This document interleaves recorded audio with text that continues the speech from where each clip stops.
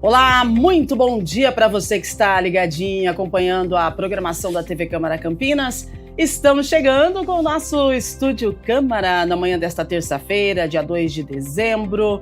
E hoje o Estúdio Câmara abre espaço para um assunto que não pode mais ser silenciado.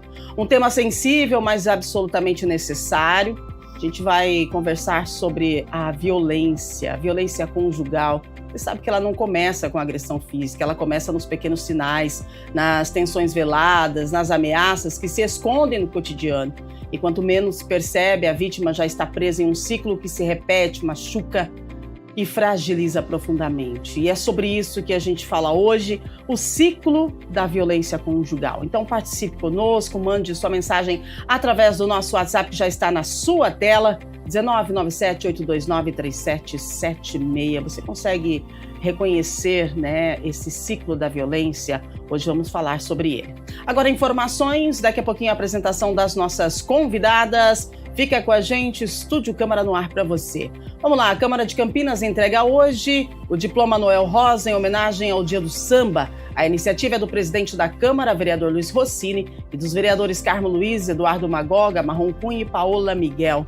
Criada em 2014, a honraria reconhece sambistas, grupos e agremiações que se destacam na divulgação e no fortalecimento do samba na cidade. A solenidade acontece às 8 da noite no plenário da Câmara, com transmissão ao vivo aqui pela TV Câmara Campinas e também pelas redes sociais. Entre os homenageados estão músicos, grupos de samba, blocos carnavalescos e casas que promovem a cultura do samba aqui em Campinas. Todos recebem um diploma por sua contribuição artística e pela preservação das tradições dessa expressão cultural tão representativa no país. Agora, nós vamos falar de oportunidade de emprego. O último Feirão de Emprego e Oportunidades do ano, exclusivo para pessoas com deficiência, acontece nesta quarta-feira, amanhã, das 9 da manhã até as 4 da tarde, no Palácio da Cidade. A ação é promovida pela Prefeitura de Campinas, são 200 vagas para contratação imediata, em parceria com 8 empresas. O evento marca também o Dia Internacional das Pessoas com Deficiência e encerra o calendário anual de feirões. Segundo a secretária de Trabalho e Renda, a iniciativa reforça o compromisso com a inclusão e geração de oportunidades. O atendimento será por ordem de chegada com triagem do CEPAT antes das entrevistas, tá? Nessa edição, o IMESC também fará emissão e validação de laudos mediante cadastro prévio. Os participantes devem levar documento com foto, currículo, carteira de trabalho, carta de encaminhamento, se houver, tá? E laudo atualizado. Oportunidade de trabalho para você. Previsão do tempo chegando, atenção, a Defesa Civil Estadual emitiu um alerta para a possibilidade de chuvas fortes e tempestades severas entre hoje e amanhã aqui em Campinas, tá? A propagação de uma área de baixa pressão pelo estado de São Paulo deve mudar o tempo, favorecendo aí o retorno das chuvas e amenizando o calor no decorrer desta semana. Segundo o CEPAGRE da Unicamp, áreas de instabilidade causadas pelo calor e umidade aumentam a chance de chuva aqui na nossa região. A previsão hoje aqui para a cidade é de pancadas de chuva moderada a forte, com possibilidade de raios e ventanias a partir da tarde, tá? Quando o calor deve continuar e atingir aos 33 graus. Então a mínima de 22, a máxima de 33, perdão. E essa é a nossa previsão do tempo para hoje na metrópole. Vamos lá então, gente, falar sobre o ciclo da violência conjugal, que é um padrão que se repete silenciosamente na vida de milhares de mulheres brasileiras. Ao longo do programa, a gente vai explicar como esse ciclo se forma, como que a gente identifica os primeiros sinais, quais são as consequências psicológicas e quais medidas legais podem garantir proteção imediata à vítima. Também vamos entender como romper esse padrão e onde buscar a ajuda. Nosso papel hoje é esclarecer, orientar e ampliar o acesso à informação para que mais mulheres reconheçam as violências que sofrem e saibam que existe rede de proteção disponível. Então, vamos começar, vamos dar as boas-vindas para ela que participa pelo Zoom com a gente. Ela é psicóloga, Isabel Postigo. Seja muito bem-vinda, obrigada pela sua presença, bom dia. Bom dia a todos, eu agradeço imensamente o convite para participar do programa hoje, para falarmos de um assunto tão pertinente, tão necessário e tão urgente, que é a violência doméstica. Muito bem. E para completar o nosso time de hoje, nós recebemos a advogada civil, família, trabalhista, ela é especialista em direito da mulher. Doutora Natália Zanella, seja muito bem-vinda, bom dia, obrigada pela sua participação. Muito obrigada, eu que agradeço o convite e a oportunidade de estar aqui com vocês hoje. Muito bem, gente, é o seguinte, olha, eu não poderia iniciar o programa de hoje sem falar sobre a violência desenfreada contra as mulheres. O Brasil já ultrapassou a marca de 1.000 feminicídios apenas este ano de 2025. E os casos mais recentes mostram mais uma vez que a brutalidade, gente, e a urgência desse tema, a gente precisa debater, a gente precisa falar. Em 3 dias o país assistiu os crimes que chocaram o Brasil inteiro mais uma vez. No sábado, em São Paulo, Tainara Souza Santos, de 31 anos, foi atropelada e arrastada por 1 quilômetro pelo homem com quem ela se relacionava. Ela teve as 2 pernas amputadas. Segundo a polícia, ele não aceitava o fim do relacionamento. No mesmo dia, no Recife, Isabela Gomes de Macedo, de 40 anos, e seus 4 filhos de 1 a 7 anos, eles morreram queimados depois que o companheiro colocou fogo na própria casa. Ele estava preso por agressão e minutos antes ele tinha saído, né? Ele foi liberado. Quando ele voltou, ele cometeu o crime. E ontem, em São Paulo, uma cena brutal também foi registrada, né? A Evelyn Souza Saraiva, de 31 anos, ela trabalhava em uma barraca de pastel. O ex-companheiro sacou 2 armas e atirou a queima-roupa. Ela levou 5 tiros e está internada em estado crítico. Os dados do Ministério da Justiça confirmam que esses episódios revelam as tentativas de feminicídio aumentaram, gente, 26%. De janeiro a setembro deste ano, mais de 2,7 mil mulheres sobreviveram a tentativas de feminicídio, enquanto 1.075 morreram vítimas desse crime. E quando a gente fala do ciclo de violência, é fundamental a gente lembrar: a violência não começa com tapa. O início quase sempre é silencioso, cheio de perguntas, invasões que se confundem com ciúme, com cuidado, com atenção, mas que já apontam para um controle emocional, isolamento e coerção. A violência começa no medo, o medo de contrariar, de falar, de sair, de existir. E é por isso que a conversa de hoje é tão urgente, entender como esse ciclo se forma, porque tantas mulheres permanecem presas a ele e, principalmente, como romper esse padrão e buscar ajuda. Bom, vamos lá. Começamos com a nossa psicóloga, a Isabel vai falar para a gente do ciclo de violência que se repete em 3 fases, né? Aumento de tensão, explosão e a famosa lua de mel. Isabel, como é que a vítima pode identificar esses primeiros sinais da fase de aumento de tensão, que muitas vezes começa com controle e ameaças veladas, e às vezes a gente confunde com um nos querer bem, um nos querer proteger, por favor? Excelente pergunta. A violência doméstica que acontece entre casais, ela não começa do dia a dia. Ela se constrói de forma gradual. E quando a gente fala da violência psicológica patrimonial, nós estamos falando de uma forma de abuso que não deixa marcas visíveis no corpo, mas ela deixa as marcas profundas no comportamento, nas emoções e na forma como que essa mulher ela passa a se perceber. E é interessante que quando o tema é violência doméstica, a maioria das pessoas elas começam a pensar primeiro em agressão física. Mas na prática clínica, o que nós vemos, a agressão física, ela quase sempre vai ser o último estágio. E os primeiros sinais, ele não vai aparecer de forma explícita, né? Ela começa no jeito como a vítima passa a se comportar dentro da relação. Então, ela vai ter ali uma mudança muito clara nas suas emoções. Então, o primeiro impacto vai ser nas suas emoções.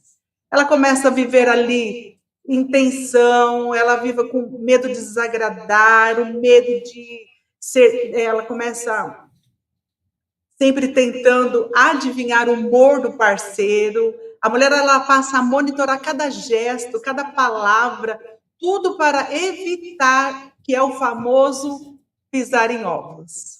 Quem nunca escutou essa frase, né? Viver pisando em ovos, né? E quando a relação começa a exigir esse nível de vigilância emocional, já é um alerta importante a ser levado em consideração. Outro aspecto a ser observado é quando a vítima começa a duvidar de si mesma. Ela está ali assim, num ambiente tão tóxico que ela começa a duvidar de si mesma. E aqui nós entramos em um mecanismo muito estudado na psicologia, que é o gaslight. É quando o agressor ele distorce os fatos, ele inverte as situações, ele faz a vítima acreditar que ela está exagerando, que ela está interpretando de maneira errada, e aos poucos ela começa a perder a confiança no seu próprio julgamento. E começa a perguntar: será que eu entendi errado? Será que é eu que estou exagerando? E essa perda da referência interna é um dos sinais mais fortes de violência psicológica. Agora, essa autoestima da vítima também, ela vai ser afetada, né, frente a tanta coerção dentro desse ambiente. A vítima, ela começa a acreditar que ela não faz nada certo, e tudo que acontece dentro da casa é culpa dela. Ela passa a pedir desculpa o tempo todo, mesmo sem ter feito nada errado, quando ela fica pedindo desculpa, ela acha que o problema é ela. Isso ele não vai surgir de repente. É um resultado de pequenas violências, são as pequenas violências que vão minando a confiança da vítima ao longo do tempo. Né? Ao longo do tempo, a confiança dela vai sendo minada. Outro ponto importante que nós temos que observar também é o isolamento. Ela começa a se afastar dos amigos, dos familiares, ela começa ali se afastar dos compromissos, às vezes por vergonha, às vezes porque ela não tem energia emocional para se socializar. Ou até porque, às vezes, o parceiro ele começa a dificultar, começa a colocar ali empecilhos para que ela não entre em contato com as pessoas. E esse isolamento ele vai enfraquecer ainda mais emocionalmente a vida, deixando ela cada vez mais vulnerável. Excelente. Agora, na violência patrimonial, só concluindo agora Sim, a por violência favor. patrimonial, né, o impacto psicológico ele vai aparecer de outro jeito. Quando a mulher ela perde o acesso ao dinheiro, aos documentos, quando ela precisa começar a pedir permissão ali para comprar uma roupa, para fazer uma unha, para ela poder sair de casa, isso vai gerar nela uma sensação muito forte de dependência e humilhação. Ela se sente presa, ela começa a ver se tem saída dentro desse relacionamento, e essa sensação de aprisionamento é um dos sinais marcantes desse tipo de abuso. E outro indicador é a confusão mental. A confusão mental é que ela começa a ter dificuldade de tomar decisões simples, corriqueiras do dia a dia, ela começa a ter essa dificuldade. Ela começa a ter esquecimentos, uma insegurança constante. E isso acontece porque a vítima ela vive sob pressão emocional todos os dias. Então, quando a gente junta tudo, a tensão contínua, a baixa autoestima, a dúvida sobre a sua própria percepção, o isolamento, o medo, a confusão e a sensação de dependência, a gente tem aqui um retrato muito claro da violência psicológica e patrimonial. Nossa, gente, é pesado, né? Mas é importante, muito bem explicado, Isabel. Obrigada, viu, pela sua explicação, porque agora a gente vai para o lado jurídico, né? O lado do direito. Então, a gente pergunta para a nossa doutora hoje, quando tudo isso, né, que a Isabel falou, que a nossa psicóloga disse, quando a ameaça e o controle se manifestam, doutora, qual que é o primeiro passo legal que a vítima deve tomar para se proteger? E como que funciona a solicitação de uma medida protetiva de urgência? Porque às vezes as mulheres ouvem falar sobre medida protetiva e elas acham assim, eu vou lá, faço uma denúncia e já tem a medida protetiva. Gostaria que você explicasse. E quando a gente identifica esses sinais, que foi muito bem pontuado pela psicóloga, né? O que a gente deve fazer? O que o direito nos traz? Bom, primeiro pontuar que a explicação da doutora Isabel foi excelente, né, com relação aí a essas etapas da percepção da violência. Eu acho que a primeira atitude que a mulher tem que tomar quando se vê neste momento, nessa situação de um ciclo de violência doméstica, é se fortalecer emocionalmente e se preparar para uma separação. E aí vai depender de caso a caso qual seria esse primeiro passo. Primeiro, a mulher ela precisa identificar se ela se sente em risco, porque, vamos lá, a medida protetiva da Lei Maria da Penha, né, que foi um mecanismo criado aí em 2006, após muita luta dos direitos das mulheres, né, para a efetivação desses direitos, que já estavam garantidos em diversos tratados de direitos humanos, mas ainda não existia um corpo jurídico adequado. Esses mecanismos eles preveem o afastamento do agressor da vida da mulher. Então, assim, a interrupção da comunicação, a proibição de contato, tanto com a vítima quanto com seus parentes, testemunhas e por aí vai. E, às vezes, essa medida protetiva, ela se mostra até um pouco, ela se mostra necessária, obviamente, quando a mulher se sente em risco, quando existem claros sinais de que aquela violência psicológica, né, aquele gaslighting, como a doutora mencionou, aquela violência patrimonial, que é uma coisa mais sutil. Quando existem indícios que isso vai evoluir para algo mais crítico, mais grave, né, uma violência física e mesmo até um feminicídio, a vítima deve procurar uma delegacia especializada, né, Delegacia da Mulher. Aqui no estado de São Paulo a gente chama ela de DDM, né, Delegacia da Mulher. Em outros estados tem nomes diferentes, né, então tem DEAMOS, depende muito do estado. Vamos falar aqui no contexto do estado de São Paulo, ela deve procurar uma Delegacia da Mulher. Nem toda cidade tem esse equipamento, né, cidades menores não têm, então as mulheres devem procurar a delegacia normal do município, né, delegacia comum, ou as cidades menores ainda devem procurar as delegacias dos municípios mais próximos, para solicitar essa medida protetiva de urgência. Essas medidas, elas podem ser solicitadas diretamente na delegacia. Existe também o serviço de delegacia online, no qual a mulher pode solicitar esse serviço também online. Novamente, isso é para o estado de São Paulo. Eu não tenho como dizer saindo aqui do estado de São Paulo, porque cada estado tem a sua Secretaria de Segurança Pública, né? Aqui no estado de São Paulo, a Polícia Civil, ela tem, né, no site da Polícia Civil existem ali a possibilidade de fazer vários tipos de boletins de ocorrência, entre eles por violência doméstica, e solicitar uma medida protetiva de urgência. Esse pedido ele vai ser encaminhado pela delegacia com urgência para o juiz, que vai aceitar ou não o pedido de proteção, né, de instauração dessa medida protetiva. Aí o juiz vai determinar que tanto a vítima quanto o agressor sejam intimados dessa decisão. E a partir desse momento, o agressor não pode mais entrar em contato com a vítima, não pode mais se aproximar da vítima.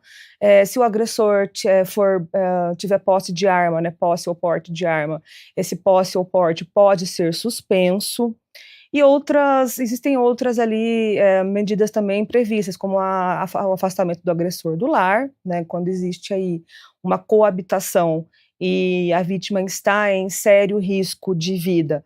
O juiz entende pelo afastamento desse homem do lar, então o oficial de justiça ele vai lá e avisa e intima o agressor a deixar o lar, né? Então ele acompanha esse agressor nessa retirada, a pessoa pode tirar seus documentos, pertences pessoais, mas deve se retirar do lar.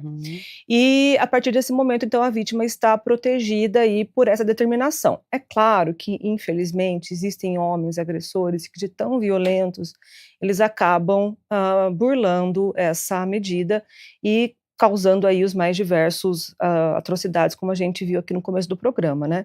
Eu não tenho conhecimento se esses homens eles já tinham algum tipo de medida protetiva instaurado, mas é comum, infelizmente, quando existem esses casos mais graves, já existirem essas medidas protetivas, e aí o agressor acaba que ele não liga, né, para isso e acaba cometendo esses crimes. Mas falando do grosso, assim, da grande maioria, existe sim uma tendência a se obedecer, né, essas determinações judiciais. Agora, existe um outro lado, só para complementar, por favor, doutora, que é a questão às vezes não existe a necessidade de da vítima pedir uma medida protetiva, né?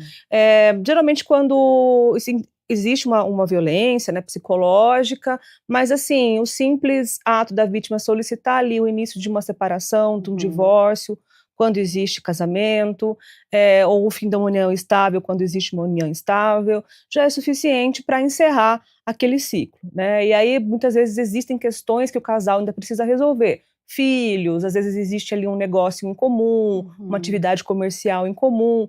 Então, assim, a medida protetiva, ela se mostra, acaba até sendo inócua no sentido de que, assim, aquele casal vai ter que continuar a se falar, não vai adiantar nada pedir medida protetiva, porque existem aí outras questões, né? Então, se a mulher não se sente em risco, se ela acha que já é suficiente simplesmente encerrar o relacionamento, é hora de procurar uma assistência jurídica para dar início, então, ao divórcio, ver questões de partilha de bem, pensão para os filhos e outras coisas que venham ali dependendo de caso a caso. Muito bem, doutora Natália. Agora, no seu tempo de trabalho, né, e trabalhando, lidando com mulheres também, qual que é a avaliação jurídica que a doutora faz sobre a importância do conhecimento de nós mulheres referente a esse ciclo de violência? Qual que é a sua avaliação sobre isso? Qual que é a importância de nós conhecermos e tomarmos, de repente, uma atitude no início, né? Na primeira alteração de voz, no primeiro, a primeira batida de porta de geladeira? Bom, aí a gente está num campo um pouco mais da área da psicologia, né, do campo da doutora Isabel. É a hora da vítima se questionar, da vítima, da mulher se questionar se aquele relacionamento deve ou não continuar. Né, se existe aí a possibilidade de um diálogo com esse homem, porque vejam, todos nós e todos nós somos criados numa sociedade extremamente machista. Então o homem, ele se vê no direito de bater porta, falar mais alto, né, aquela coisa, bateu a mão na mesa, né, porque existe essa cultura. Às vezes existe a possibilidade de um diálogo, né, de tentar aí falar, olha, aqui não, aqui a gente não vai permitir, eu não vou permitir homem batendo na mesa, aumento de voz, né? Às vezes existe aí uma possibilidade de mudança de comportamento, mas nem sempre. Se mesmo com o diálogo a situação permanecer e pior, escalar, é hora de encerrar esse relacionamento, né? E dependendo ali da reação desse homem, desse agressor, solicitar essas medidas protetivas para garantir que esse relacionamento de fato vai se encerrar ali. Excelente, doutora.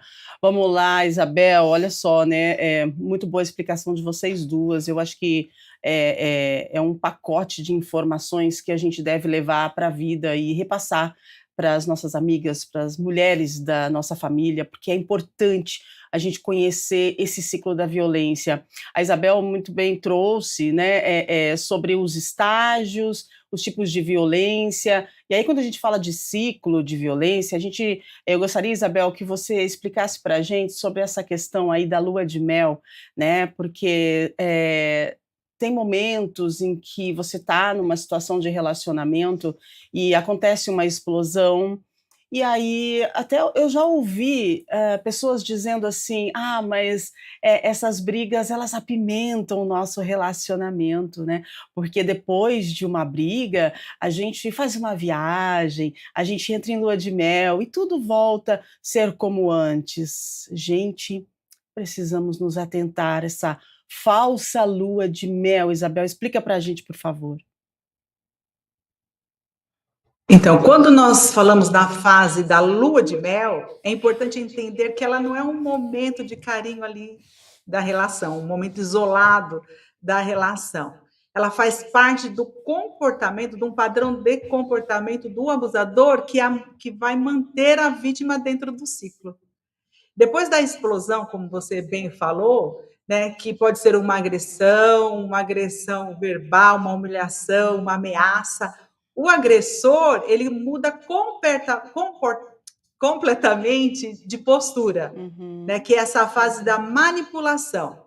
Ele pede desculpa, ele promete que nunca mais vai acontecer, ele mostra arrependimento. E para quem está de fora, como nós, é bem fácil a gente entender, é óbvio que isso é uma manipulação, que é um relacionamento tóxico. Mas para a vítima, esse momento tem um peso emocional enorme. E como que ela está fragilizada, vulnerável, devido ao turbilhão de emoções, qualquer sinal de tranquilidade, qualquer bandeira branca que esse parceiro levanta dentro da relação, vai gerar um alívio enorme para a vítima. E essa alternância entre o carinho e a agressão, a neurociência ela vai dizer que vai criar um reforço emocional muito grande na vítima. E não é porque a mulher gosta da situação, ela quer ficar lá, você não tem vergonha na cara, você fica aí aguentando, não sai do relacionamento, não. Mas é porque o contraste entre a dor e o alívio, aquele alívio momentâneo, ele vai trazer assim, ele vai dar impressão para a vítima que ele é muito mais intenso do que realmente é. Esse carinho ali naquele momento.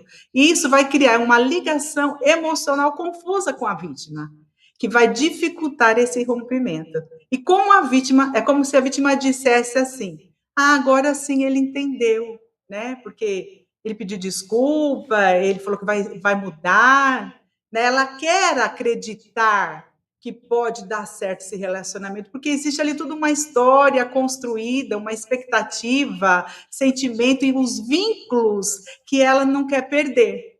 Né? E isso não é ingenuidade da vítima. Né? Muitas vezes há uma influência da família, da cultura, da religião, de frases como tipo assim: ah, mas ele é bom para você. Você viu que vocês foram viajar, né? Foram viajar, foi tão bom. Ele não deixa faltar nada para você.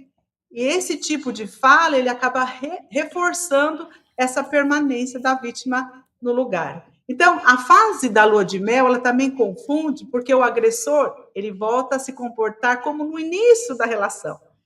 Daí ele fica todo amoroso ali, é quando tudo parece saudável para a vítima. E é exatamente isso que mantém o ciclo funcionando dessa vítima. Excelente, é o ponto de partida, né, de um novo ciclo de violência. Né? Então tudo começou, aí você terminou lá na lua de mel, aí da lua de mel começa tudo novamente, daqui a pouco tem a explosão e é um ciclo vicioso. E essa lua de mel também acontece quando a gente fala da questão jurídica, né, doutora? Porque quantos casos nós vemos de mulheres que acabam se arrependendo de pedir a medida protetiva e vão lá correndo e pedem para que a medida protetiva seja suspensa, porque eles já se acertaram, porque o marido, enfim, né, a pessoa que está do lado dela ali já virou um anjinho novamente. Né? Essa lua de mel também se repete diante do judiciário, doutora? Sim, infelizmente, né? E é uma coisa interessante de observar na evolução, desde a criação da Lei Maria da Penha, a promulgação em 2006, é que já houve uma evolução muito grande. Sim. Ali no sentido de que, no início, existia a possibilidade da vítima, abre aspas, retirar a queixa, né? Que é principalmente quando existe aí um crime de lesão corporal. Porque é o que o Código Penal prevê, que é um crime que você pode não dar continuidade ali na denúncia, né?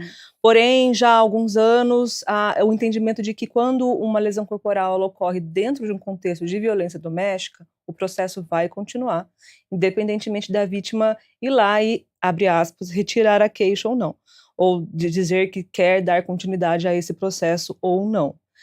Da mesma forma, as medidas protetivas, antigamente, elas tinham ali a obrigatoriedade de que a vítima, por exemplo, iniciasse um processo de divórcio para que a medida protetiva continuasse vigente. Nós sabemos que um processo de divórcio é algo muito complicado, né? Começar aí a haver questões patrimoniais, principalmente, e muitas vezes a vítima não dá conta de dar continuidade ao processo de divórcio, o que não quer dizer que o casal não esteja separado. O casal pode continuar junto, separado, mas separado de corpos, né, como nós dizemos no direito, mas ainda existe o vínculo matrimonial, porém já há uma separação. Antigamente, né, uns 10 anos atrás, a lei exigia que existisse ali um processo de divórcio para que as medidas protetivas continuassem vigentes. Hoje em dia não é mais assim. Hoje em dia, como está funcionando atualmente? A cada 6 meses, essa vítima é notificada para dizer se ela ainda se sente em risco e se deseja continuar ali a ser protegida, né, pelas medidas protetivas ou não. Então, as medidas protetivas, elas não caem, novamente entre aspas, né, automaticamente. Elas continuam vigentes enquanto a vítima se disser que está em risco. É necessário entender também que são coisas separadas, né, a denúncia que a vítima faz com relação à violência Uhum. e a medida protetiva. A denúncia que a vítima faz com relação à violência, ela vai continuar a ser investigada, né, como eu falei, antigamente ela tinha a possibilidade de tirar a queixa. Hoje em dia essa investigação continua. O que vai ser questionado perante a vítima é se ela continua ou não se sentindo em risco. E sim, infelizmente, acontece muito da vítima, né, nesse ciclo de lua de mel aí, de briga, lua de mel, ela tentar voltar atrás no processo. Dependendo da situação, ela até tem um certo êxito, porque ela não vai mais comparecer ali, por exemplo, dar o seu depoimento, mostrar provas, levar testemunhos, ela não dá continuidade àquele processo, àquela investigação policial, né. Porém, a investigação ela pode e deve continuar, mesmo sem a vítima dar continuidade aí nesse acompanhamento, né. É papel do Estado estar ali atento e ver o que está acontecendo, mesmo se a vítima fala: "Opa, não, eu não me sinto mais em risco", mas o Estado, necessita continuar então a fazer essa investigação, né, tá ali, monitorando o que vai acontecer, porque é isso, existe o ciclo, todos nós sabemos, né, não é só Uhum. da área da psicologia, no judiciário a gente também tem esse conhecimento muito grande de que essas coisas elas se repetem, né, esses ciclos se repetem. Então é papel do Estado monitorar essa vítima para ver ali se realmente, não existe mais esse risco. Muito bem, doutora. Agora, nós estamos falando aqui de agressor e de vítima, e a gente não pode esquecer que quando a gente fala de agressor e de vítima, né, muitas das vezes nós estamos falando aí de um casal, e o casal pode ser que tenha aí filhos, né, família. Agora eu pergunto então para nossa psicóloga, qual é o impacto psicológico, Isabel, do ciclo de violência nos filhos, né, que presenciam essas agressões e de repente ver a mãe e o pai, de bem de novo, e fazem parte desse ciclo vicioso.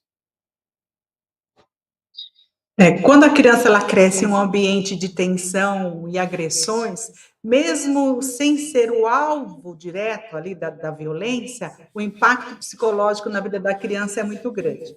E a psicologia ela mostra há décadas que crianças que são expostas à violência vivem em alerta constante. Aí elas percebem no tom da voz, o clima da casa, o olhar dos adultos. E esse estado de hipervigilância na vida da criança faz o corpo dela funcionar como se ela estivesse sempre se defendendo. E isso aparece na dificuldade do sono, na irritabilidade, na queda do rendimento escolar, na ansiedade, até um silêncio exagerado. É quando a criança se fecha, ela não fala mais nada. Então, é o impacto ali da que ela está vivendo dentro daquele ambiente tóxico. Né? Outro ponto é que a criança ela começa a interpretar toda essa demanda dentro do relacionamento dos pais, tudo com uma lógica infantil. E nessa lógica, a culpa sempre cai sobre ela. Sempre ela acha que ela é culpada porque o que está acontecendo dentro desta casa. E essa é uma marca, é uma das marcas mais profundas desse ambiente. E no rompimento, o principal é garantir a segurança emocional para a criança. Então, nós precisamos garantir a segurança emocional dessa criança. É importante que ela perceba que a mãe está sendo amparada e que alguém está cuidando dessa situação, que alguém está cuidando ali da situação, cuidando dessa mãe.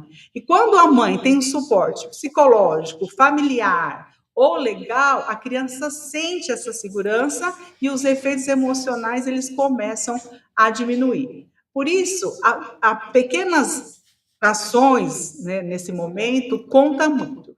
Quer manter uma rotina simples com a criança, é receber o apoio emocional para que a mãe esteja fortalecida, é nomear as emoções de forma clara para a criança, dizendo para ela assim, isso não é culpa sua, nós estamos cuidando de tudo, né, para acalmar o coração dessa criança. E quando a mãe está fortalecida, a criança fica ainda mais segura também.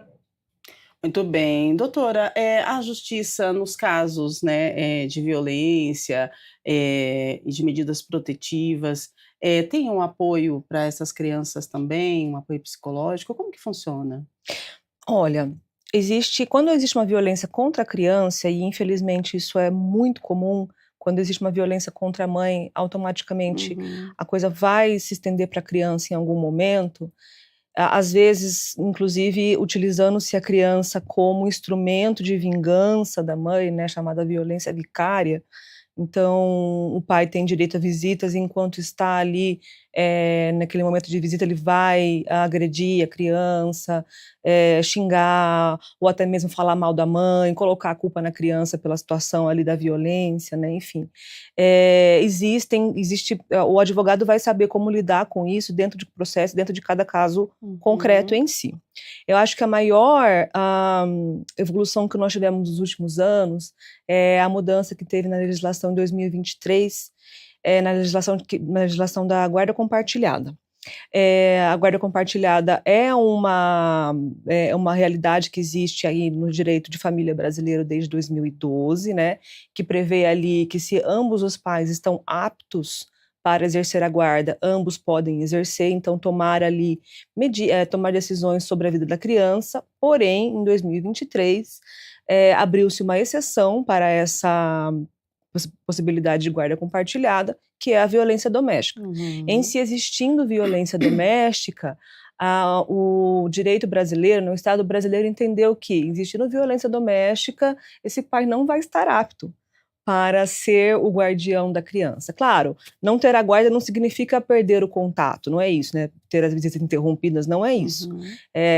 Significa que ele não vai estar mais apto a tomar as decisões pela vida da criança. Essas decisões elas vão estar totalmente ali nas mãos da mãe.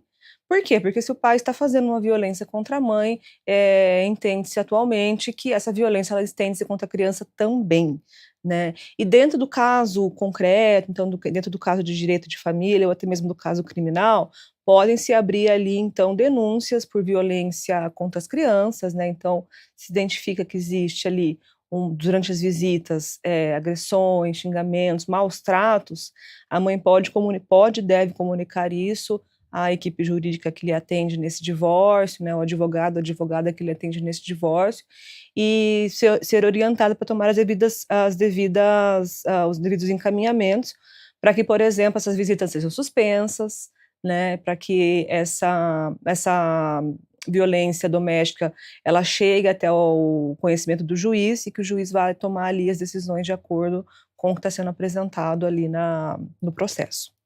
É isso, gente. O impacto, né, nas crianças é devastador, é silencioso e muitas vezes duradouro. Romper o ciclo não é apenas um ato de proteção da mulher, mas de toda a próxima geração. O medo é ainda o maior obstáculo, por isso é essencial a gente reforçar onde essa vítima pode buscar ajuda imediata, né? Além das polícias, doutora, quais outras portas de entrada para denúncia e acolhimento no Brasil? Ministério Público, delegacias especializadas, centros de referência, CRAS, CREAS. Essa mulher, ela tem o apoio para o primeiro passo que ela deve dar diante dessa violência, né? Bom, você citou aí várias portas de entrada, né, para a mulher que busca aí a proteção estatal.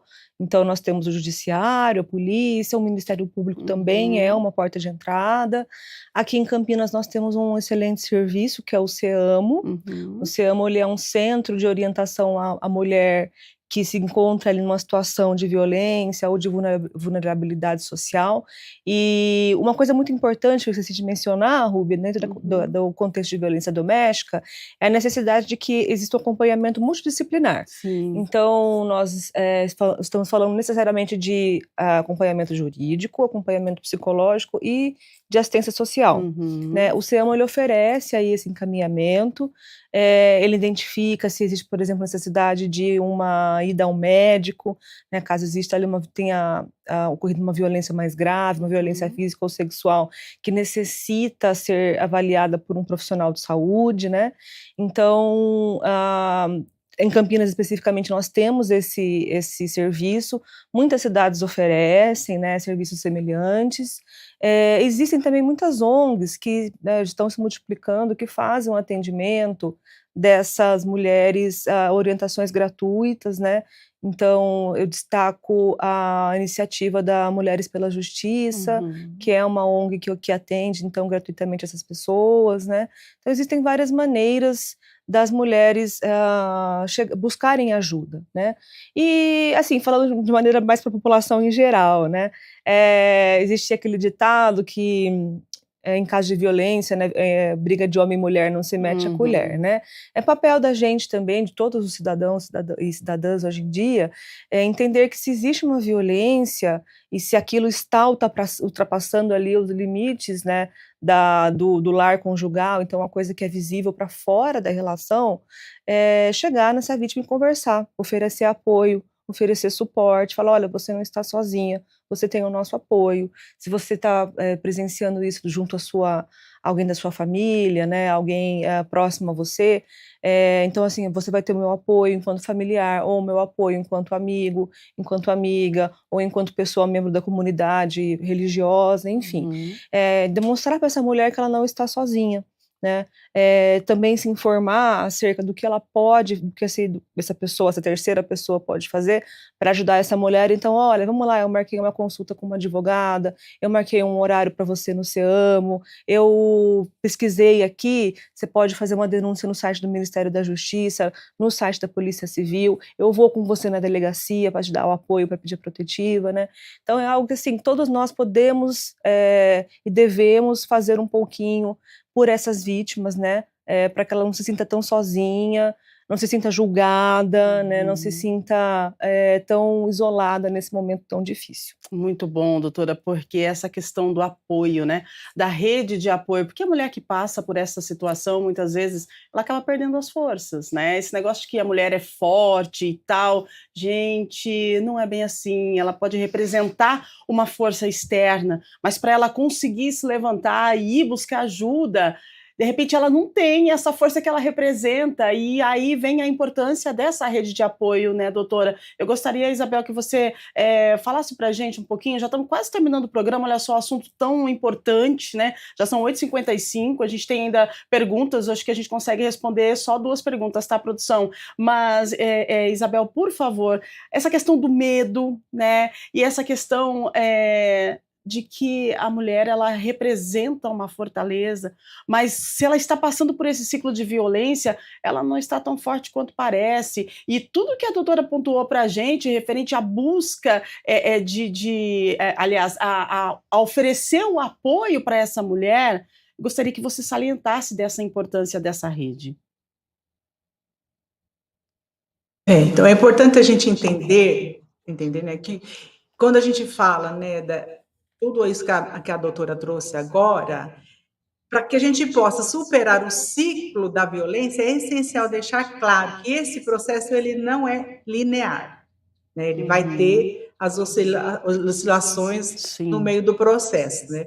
Isso não significa fraqueza, isso significa que a pessoa ela está lidando ali com uma situação que desgasta emocionalmente, que envolve medo, que envolve uma dependência, e é muita confusão interna, não é tão fácil assim, tão óbvio como é para nós que estamos de fora. Sim.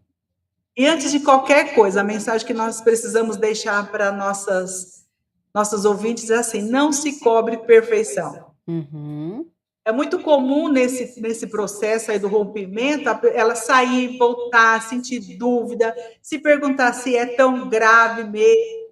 Isso não é fraqueza, é um efeito psicológico do ambiente. Então, nós precisamos ter bem claro isso daí. A psicologia ela já vai descrever que isso há décadas. Quanto mais a pessoa ela vive sobre essa tensão, mais difícil fica para ela tomar decisões rápidas. Então, a saída ela não acontece num salto.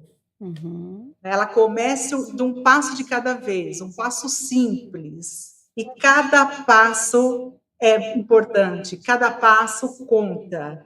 Agora, se nossos ouvintes, elas se identificarem, se reconhecerem em tudo aquilo que foi abordado aqui hoje, ela precisa saber que ela não está sozinha. Que ela tem realmente, assim, essa rede multidisciplinar, toda tem a questão legal, a questão psicológica, tudo que vai dar esse apoio E essa mudança é possível. E ela não precisa fazer tudo isso sozinha. Porque ela busque ajuda, ela tem que buscar ajuda, buscar apoio, converse com uma pessoa de confiança, saiba que tem alguém por trás que vai dar esse apoio todo para que essa mudança aconteça. E a gente venha quebrar esse ciclo.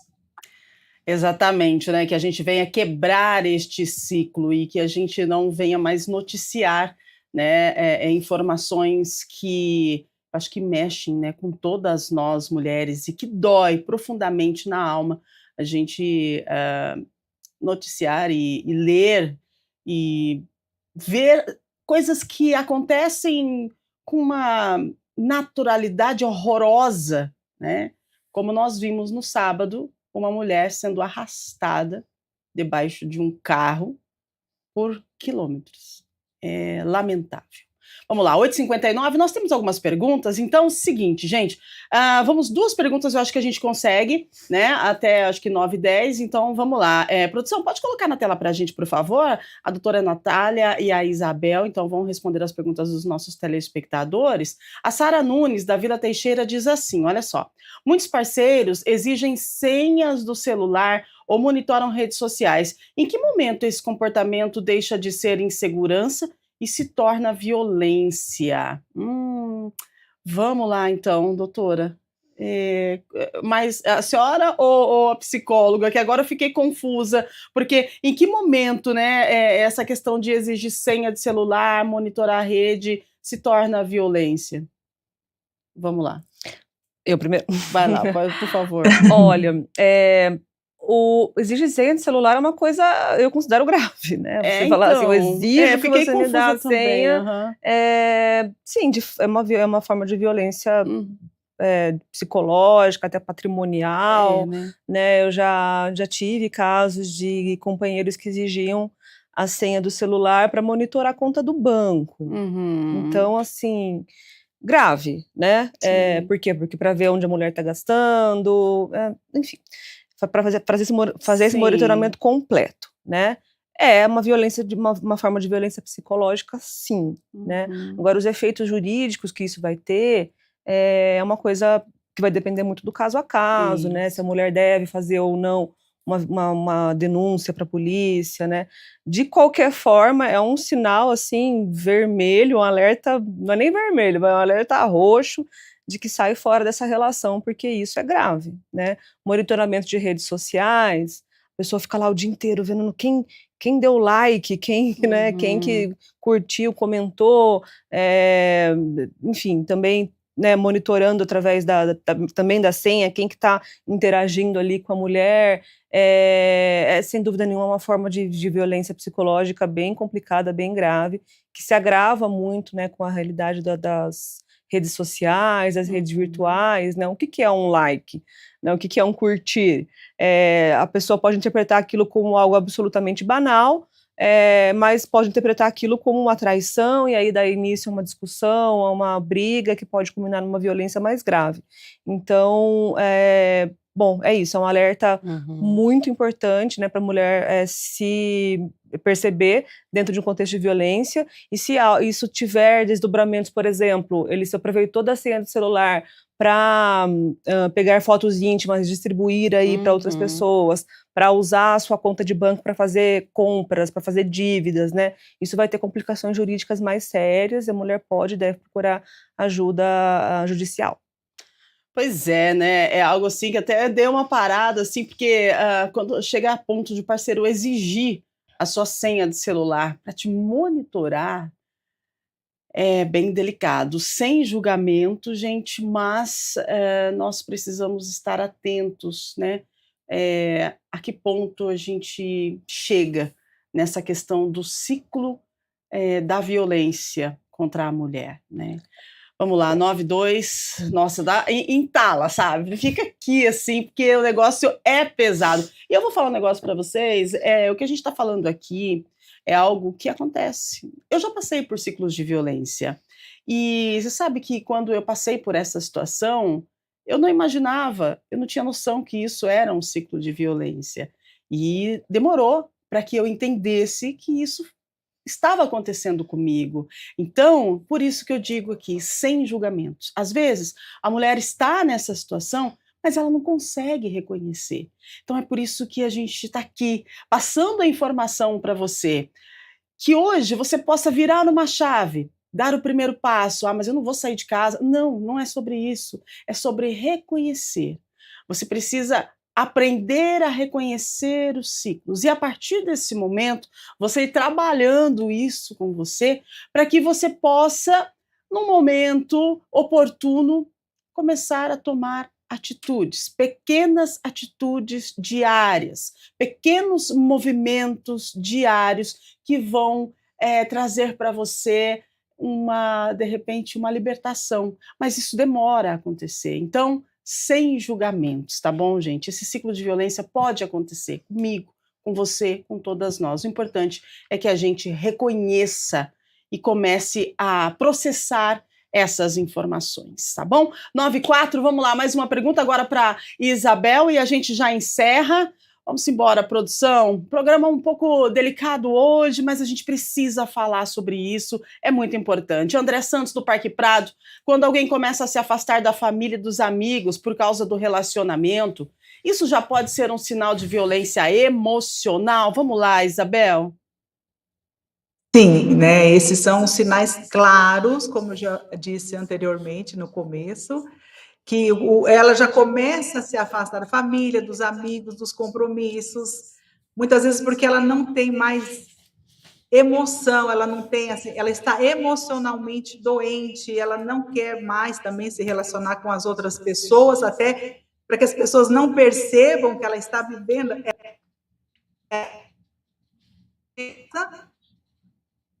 e também o agressor, ele começa a colocar essa dificuldade ali. Daí, como ela acha que o problema está nela, que essa é a forma de amor que ela aprendeu durante toda a vida dela, é a referência que ela tem de amor, e ela acha que o parceiro está querendo protegê-la, ela acaba cedendo. Mas isso se configura assim, como uma violência. Muito bem, gente. Olha, tá na hora de encerrar, produção? Deixa eu ver, 9:05, dá tempo para mais duas? Ou mais uma? Vamos lá, vamos atender aí os nossos telespectadores. Pode colocar mais uma, por favor, para a gente ver quem é que está conosco, qual que é a dúvida. Estamos falando aqui sobre ciclos de violência com uma psicóloga e também uma advogada. Importante a gente conhecer sobre esse processo, né, que pode acontecer, sim. A Patrícia Medeiros, do Nova Campinas. Como alguém pode montar um plano de saída seguro quando vive com medo do que o agressor pode fazer se descobrir que ela quer terminar? Olha só que pergunta da Patrícia, doutora. Complexa essa pergunta. Pois é. Bom, novamente, inicialmente, um plano de saída seguro envolve necessariamente um preparo emocional, porque recaídas vão acontecer, dependendo da situação, né, filhos, questões financeiras, elas vão surgir, né, essas questões elas vão surgir, então é muito importante um apoio, buscar um apoio emocional, se possível um apoio de um psicólogo, de uma psicóloga, e também fortalecimento junto à sua comunidade, junto à sua rede de apoio. Agora, se existe um medo tão grande, né, de que o parceiro descobrir que ela está tentando terminar, é hora de pensar em pedir uma medida protetiva de urgência, sim. Exato. Porque se já existe, veja, a medida protetiva ela existe quando a mulher se sente em risco. Se a mulher já está com medo do que vai acontecer se esse parceiro, do que pode acontecer quando ele descobrir, quando ele tiver esse conhecimento, é porque ela já está em risco. Então, se possível, busque ajuda jurídica, busque um aconselhamento jurídico, e se não houver possibilidade, né, por conta de questões financeiras, busque um CEAM, um centro de atendimento, né, para conversar, e um encaminhamento para a delegacia da mulher para pedir uma medida protetiva de urgência. Eu prestei muita atenção nas palavras, né, que foram usadas nessa pergunta, porque ela está tentando um plano de fuga, né? E se você está tentando um plano de fuga é porque você está ali querendo fugir de algo que não está te fazendo bem. Mas ela está com medo, Então, olha só a que ponto, né, chega a situação que envolve o ciclo de violência. Poxa vida, gente. Isabel, você está aí com a gente. Sobre essa última pergunta, né, qual que é a avaliação que você faz da questão psicológica de uma pessoa que tenta um plano de fuga e teme o medo da reação do agressor quando ele descobrir que ela está querendo encerrar esse ciclo?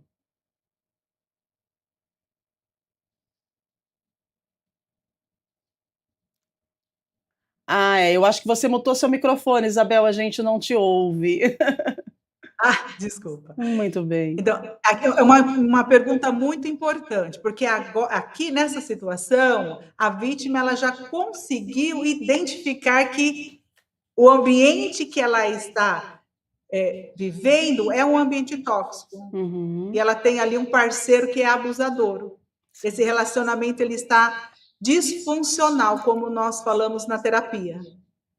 Então, assim, ela já reconheceu que é o primeiro passo, que ela já saiu dessa bolha quando ela acreditava que aquilo ali era amor, era cuidado, ela já conseguiu tirar essa venda.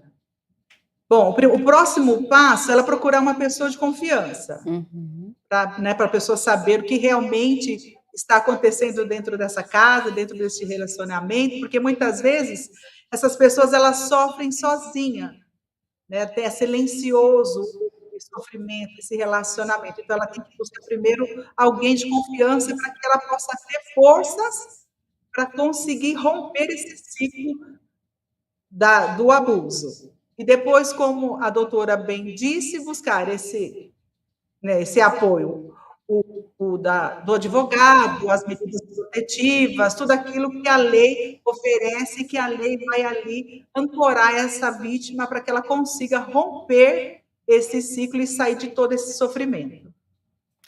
Programa de hoje falando sobre ciclos da violência, né, doméstica, para você mulher que assistiu.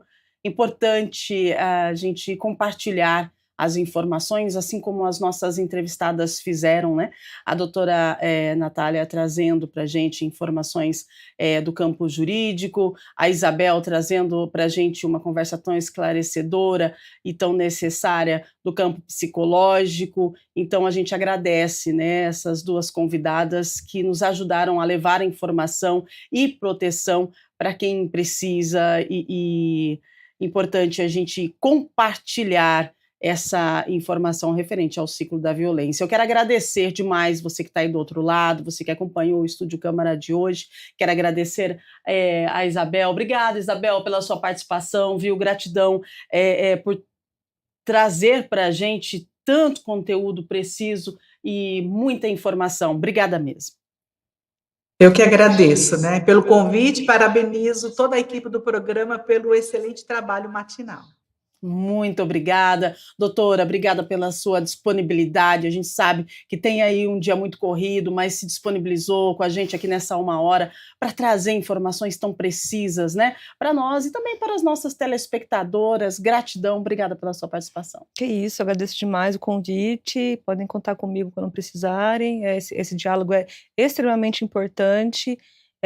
Olha quanto tempo nós já estamos conversando sobre violência doméstica e, infelizmente, essas atrocidades continuam acontecendo, sinal que a gente precisa continuar conversando. Então, parabéns à equipe por trazer esse debate, esse diálogo, e obrigada pelo convite. Nós que agradecemos, né, um diálogo, um conteúdo tão importante que já está disponível no YouTube e você pode repassar para as mulheres, né, que fazem parte da sua vida e da sua rede de apoio também. E se você que está assistindo está vivendo algo parecido, procure ajuda.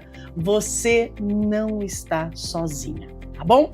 Gente, é isso. Amanhã nós temos Estúdio Câmara a partir das 8 da manhã novamente ao vivo e amanhã a gente mergulha em um dos dilemas mais comuns do final de ano, né? Vamos falar das dietas de verão e a grande pergunta é: ainda dá tempo de emagrecer para o verão? Tá aí já, dia 22, né? Então amanhã a gente tenta desmistificar essas dietas radicais que prometem milagre, mas colocam a nossa saúde em risco. A gente fala de nutrição sustentável, objetivos reais sociais e também da diferença entre perder peso e perder saúde, tá bom? Então não perca o Estúdio Câmara amanhã falando sobre corpo de verão com saúde para o ano todo. É a partir das 8 ao vivo, nós esperamos por você. Agradecemos mais uma vez as nossas convidadas, a nossa equipe sempre, né, acertando e trazendo temas muito importantes, convidadas que trazem informações impecáveis pra gente. A você que tá aí do outro lado, e daqui a pouquinho a Iria tá chegando direto da Central IA de Informações, trazendo informação aí atualizada, né, do Legislativo,